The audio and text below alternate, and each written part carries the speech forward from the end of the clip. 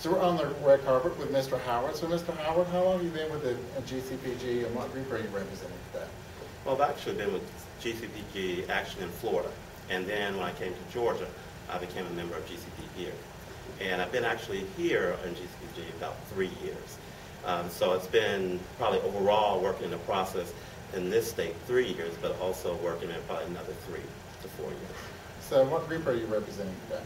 Actually, I'm representing African American MSMs. So that's kind of something that I think one needs to be addressed, not in just its sterile form, but I think you just have to get people engaged about their personal health and where they're going to see themselves in general with HIV. So until we kind of give them models and images to look at that may appear like them, that don't threaten them, then I think until you do that, you really can't do anything. So that's really what I'm trying to bring to the process. Now, okay, you said you were from Florida and then you came to Georgia.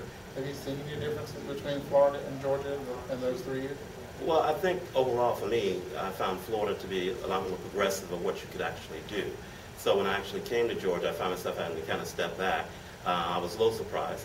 But I think one of the things here is that we're starting to see that we have to really kind of catch up with Georgia and New York and California, because one, it's just that when you think of CPG being here in this state and what it has to do, you also look at a syphilis rate that is screaming along with an HIV rate that is also consistently high.